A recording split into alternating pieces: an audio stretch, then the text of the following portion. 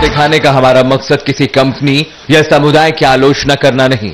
हम चाहते हैं कि शो के माध्यम से निवेशक और ज्यादा जागरूक हों, आम जनता को बिजनेस के नए तरीकों की जानकारी मिले, प्रोग्राम के माध्यम से बिजनेस के प्रति सकारात्मक सोच एक बार फिर से जगे, कारोबार के नए तरीकों के बारे में हम एक्सपर्ट के जरिए ज्यादा से ज्यादा जानकारी अपने दर्शकों तक पहुंचा सकें।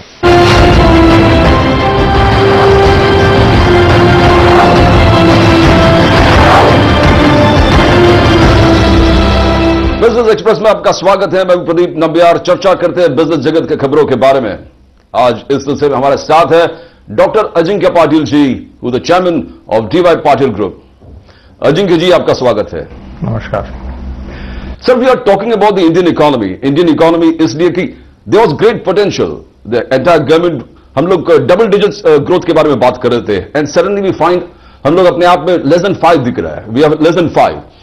What are the main reasons you think? Because the government बहुत पॉजिटिव था, और आप देखो 2010-2011 में we have reached 9.3 and we were targeting 10 double digits, और आज हम less than 5 पर पहुंच गए। Definitely there is a major concern. तो क्या आप, how do you view the economy? Because you have been in this particular field, you have been with the government. आप इकोनॉमी किस प्रकार से देखते हो सर? मैं समझता हूँ हर एक कंट्री में अपने अपने अप्स एंड डाउन होते हैं। So I think currently India is going through a sort of testing phase, I would say. So like we had a good time. I think sometimes the downs also come, but that doesn't necessarily say that the long-term forecast is very bad for our country, because I firmly believe that India still has a lot of growth potential, and I think the stability generally close to the elections, people get a bit nervous and things like that. So definitely stability will come in, and I don't see a very grim picture as such. So we might see there's a dip sort of in the growth, but over a period of time I'm sure it will pick up, and I think the signs of revival are already there. Education और GDP growth और Indian economy, इस चीज को आप कैसे जोड़ते हो? How think education sector का किस प्रकार से हमारा जीडीपी ग्रोथ और इंडियन इकोनॉमी कंट्रीब्यूशन क्या हो सकता है, and how do you think move forward where education sector is concerned? How will it improve the economy? मैं समझता हूँ कि education should be a priority for any government. If you see anywhere in the developed world और the emerging nations, I think शिक्षा को पहली priority दी जा जाती है। आप चाइना देखिए, अमेरिका देखिए, ब्रिटेन देखिए। I think the educational systems have really fuelled the economies of the world. So I think if India really has to emerge and come out as a global superpower, I think we need to empower our people through education. Now that said, it's very easy to say, but actually implementing this is quite a big task, because we are a nation of 1 billion people. केवल 12% प्रवेश होते हैं हमारे, only 12% of our population gets access to higher education. The dropouts are quite high. It has significantly increased the enrollments, but I think we are still a long way from going ahead. तो मुझे personally लगता है कि public, private and government partnerships is the need of the hour. I think privatisation of education is very needed and important now. So, and it has to go hand in hand, because even if you provide the educational infrastructure, I think the industry has to grow at that rate as well, because you may have a lot of graduates coming out of the systems, but eventually they have to get employed and absorbed in the industry. So I think both have to go hand in hand. So really a objective, a mission and a planned goal should be in the minds of the political parties and the public at large. And I think when it comes to the cause of education, मैं समझता हूँ कि आपसी भेदभाव दूर रखने चाहिए, because ये हमारे राष्ट्र के हित में कि ज्यादा से ज्यादा जो हमारे भारतीय नागरिक हैं उनको शिक्षा प्राप्त हो, ताकि हमारा देश प्रगति कर पाए। सर, एक स्टार्टिंग फैक्ट आपने कहा कि 10 से 12% हर टोटल पॉपुलेशन के वही लोग को शिक्षा, एडल्ट एजुकेशन और water education they are having. So don't you think इसको प्रायोरिटाइज सरकार को करना चाहिए? 10 से 12%। बिल्कुल, बिकॉज अगर आप देखेंगे तो this figure was less than 8% a couple of years back. So when we talk of percentages in India, it's a huge population. तो lot of people have come into the system, और मैं समझता हूँ हाल ही में जो राइट टू एजुकेशन जो implement किया था सरकार ने, ये एक अच्छा डायरेक्शन लिया है सरकार ने, क्योंकि इससे 25% जो इकोनॉमिकली डिप्राइव जो स्टूडेंट्स है, जिनके पास आर्थिक क्षमता नहीं है सीखने की, वो अच्छे अच्छे इंस्टीट्यूट्स में प्रवेश कर सकते हैं। और मैं समझता हूं कि आरटी केवल प्राइमरी एजुकेशन में नहीं होना चाहिए, ये हायर एजुकेशन में भी इंप्लीमेंट करना चाहिए और प्राइवेट इंस्टीट्यूशंस को इनका स्वागत करना चाहिए। Sir, you are one of the biggest players in the education sector is concerned. आप अपने DY ग्रुप और अजिंक्य पाटिल जो इंस्टीट्यूट्स है उसके बारे में कुछ कहा? How you started, where you started, goals, purpose, and where you see in the future? तो हम थोड़े आध्यात्मिक है, I'm little spiritual, so I say God inspires and we just do His work. And but I must thank my father, Dr. D.Y. Patil, because he was the visionary, he was the pioneer. He looked into setting up this institute. Of course, he too was inspired by many greats like the great Manipal institutes and TMA Pai. Vasant Dada Patil was an inspiration because he was the chief minister of Maharashtra in the 80s, and I think उनकी जो दूरदृष्टि थी कि महाराष्ट्र में private शिक्षण लोगों को मिलना चाहिए, तो उन्होंने एक प्रकार की एजुकेशन रेवोल्यूशन कर दिया था। तो I think you need inspirational leaders as well as people to have a mindset to really take it to the next level. So I would give complete credit to my father for what I am today and what we are doing. In fact the entire group is really indebted to the kind of work that my father doctor Patil has put into this sector. आने वाले 5 साल में आप क्या achieve करना चाहते हैं? Because I think it's one of the pioneers where education system is concerned. तो where do you see yourself in 5 years? हम समझते हैं कि हमारे काफी इंस्टीट्यूट्स सेटअप हुए, पर एक जो ग्लोबलाइजेशन का ऑब्जेक्टिव चल रहा है अभी, हम देखते हैं कि काफी एक देयर इज अ ट्रेंड कि कोलैबोरेशंस ला रहे हैं। Lot of foreign institutes want to enter into the Indian sector, but we think of reverse engineering, we think of Indian education going to foreign shores, because अगर आप देखेंगे सारे जो developed world में जो इंजीनियर्स है, डॉक्टर्स है, वो सारे भारतीय ओरिजिन के हैं और इनके कारण इनकी इकोनॉमी थ्राइव हो रही है। तो हमारी जो शिक्षा प्रणाली है, educational system, I think is one of the finest in the world. So I think our idea is to get the best of the East and the West and really come out with a student, a child who has the potential to really take on the world.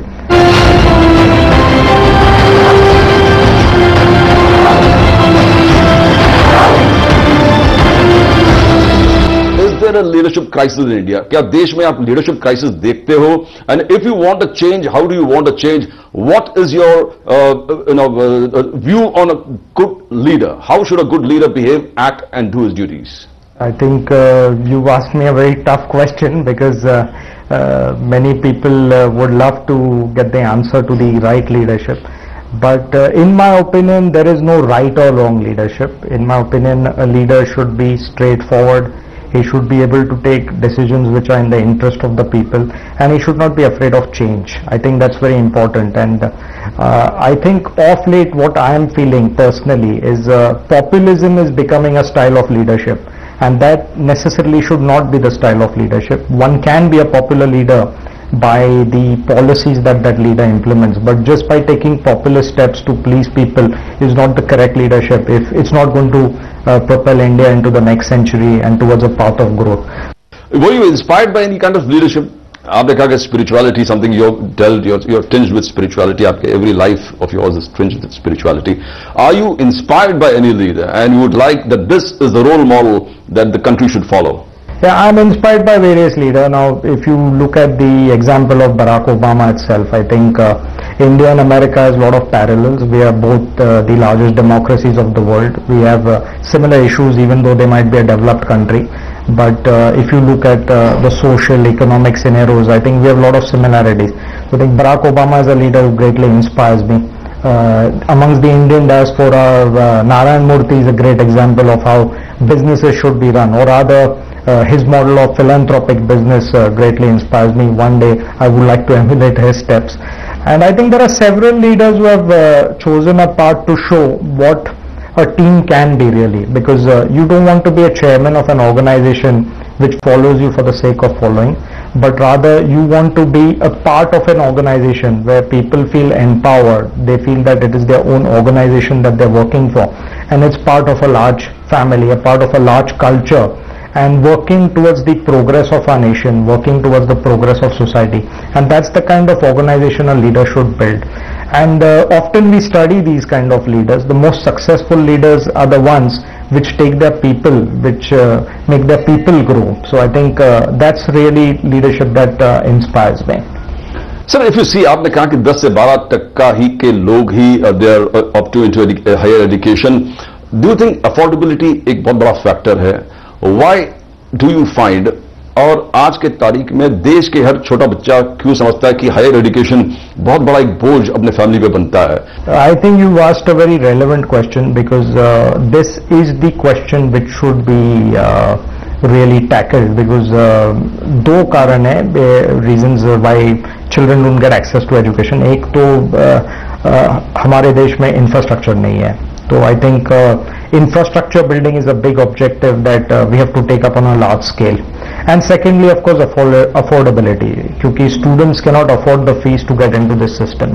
So like I said previously, जो सरकार ने right to education जो implement किया है, a similar scheme can be implemented in higher education as well, with the help of public-private partnerships. क्योंकि हम समझते हैं जब ये 25% कोटा अगर कोई प्राइवेट इंस्टीट्यूट में गरीबों को दिया जाता है, तो हर 4 प्राइवेट इंस्टीट्यूट्स में सरकार के लिए एक प्राइवेट कॉलेज फ्री रेडी हो जाता है. सो children from economically deprived families get access to this education. Now this also leaves a question mark, because there is a large middle class in our population, and I think the middle class is really the backbone of our country, because they are hard-working people, they are paying their taxes, and Sarkar basically is running with the blessings of the middle class, because I think they are the real backbone of this country. So I think some policies need to be taken on even a government level, where the middle class should benefit out of this whole progress that India is going through. And it's not very difficult to do it. It might be challenging, but a beginning should be made, and I think a beginning should be taken in a long-term view, not with a particular government in mind or with a particular vote bank in mind, but in terms of a 15-year plan, in terms of a 20-year plan, and looking ahead and thinking ahead really. Innovations के बारे में आपका क्या कहना है, और आप क्या चाहते हैं कि सरकार को क्या करना चाहिए, और आप as industry leader education is concern, आपका क्या दायित्व बनता है?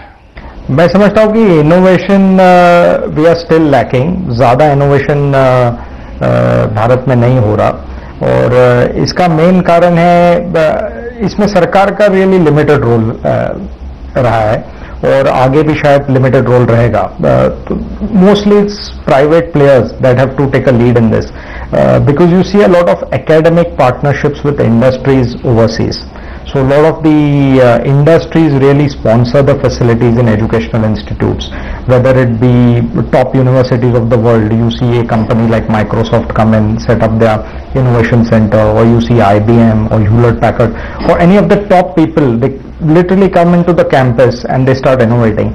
So I think in the field of research, perhaps we are making some strides, but development, if we see, really I don't think we have really gone to that level, and it's about time that we go there, because even if you see Japan, a nation which emerged from World War II, was great at research and development. They gave us some fantastic products, and I don't see any reason why India can't take that trajectory. But for that to take place, I think the industry has to play a very key role in coming together with academic institutions. I don't think the government really has a real big role to play in this. Of course, they can be facilitators, they can support the whole platform, but eventually I think it's the mindset that needs to change among the industry, that they can't just absorb the educated lot that comes out of these academics institutes, but they have to support these institutes in terms of creating innovations, in terms of setting up R&D labs across these institutes.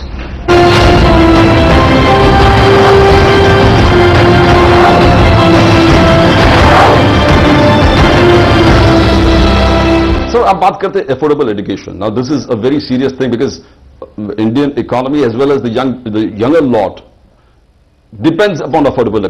तो आज के तारीख में जब capitation fees के बारे में करते हैं, डोनेशंस के बारे में करते हैं, it creates a lot of heart burn among the youngsters कि क्या हम इसीलिए वो लेवल पे पहुंच नहीं सकते कि हमारे माँ बाप गरीब है, वी कांट अफोर्ड इट. तो ये affordable education vis-a-vis donation, capitation fees, इस चीज को ईज आउट करने के लिए आपने क्या मींस एजुकेशन सेक्टर में लीडर होने के वजह से what are the plans that you have taken because these things affect everybody?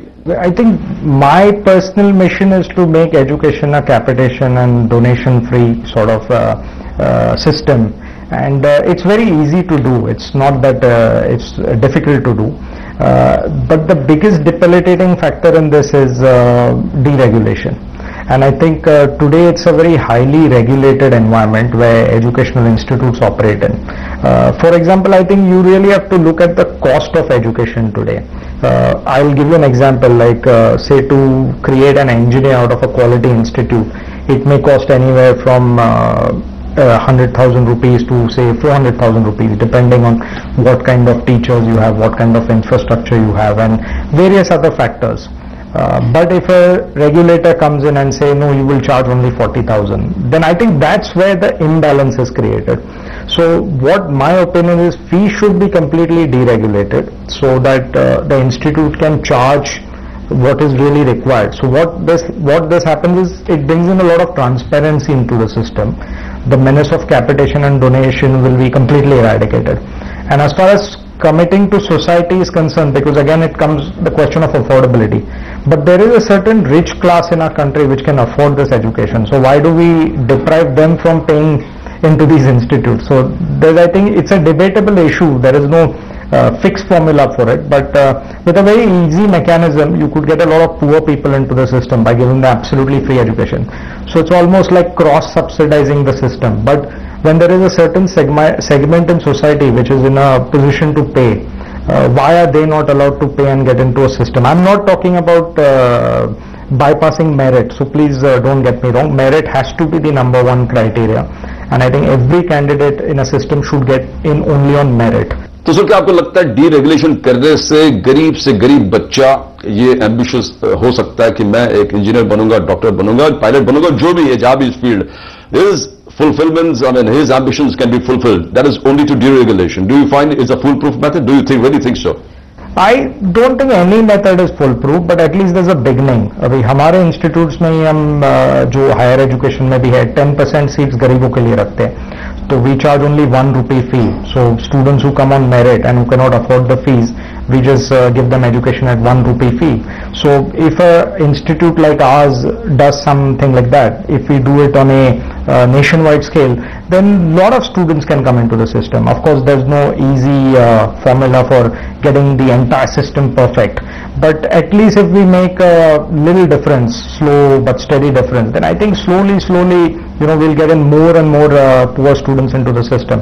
And I think at least I see a generation change, because जो 1 रुपए की फी की बात हम जो करते हैं, अभी हमारे इंस्टीट्यूट्स में काफी ऐसे बच्चे जो वाहन चालक के बच्चे हैं, जो स्वीपर्स के बच्चे हैं, जो poorest of poorest strata of society से आते हैं, जिनके माँ बाप अंग्रेजी बोल नहीं सकते, जिनके माँ बाप ये शिक्षा अफोर्ड नहीं कर सकते, और ये पूरा जनरेशन चेंज हो गया है. उनके बच्चे डॉक्टर बन गए, कहीं अमेरिका चले गए, तो एक जनरेशन पूरा चेंज हो गया है. तो I think it's a real joy to see one generation change. And I think at a policy level, if the government, private players and public at large thinks in the interest of society, we can really make a meaningful impact. So if you were a person who could, if you had the powers to do it, then what are the immediate changes that you would do? If I was in a position to do that, I would certainly do that. Encourage private players, set up the infrastructure so that more and more students, because all over the world, even in India,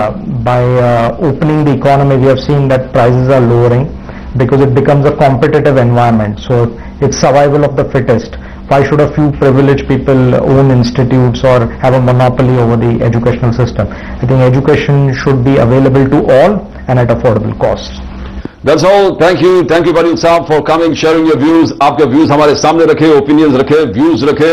इसमें क्या changes होना चाहिए, क्या changes नहीं होना चाहिए, जैसे आपका डीरेगुलेशन, पीपीपी, एब्सोल्युटली एसेंशियल. आपने कहा कि the world is waiting to enter the education market हमारे देश में, और हमारे सरकार को कुछ ना कुछ बदलाव लाना चाहिए. Thank you Ajinkya Patil ji, sharing your views with us. Thank you, sir. Thank you for having me. My pleasure.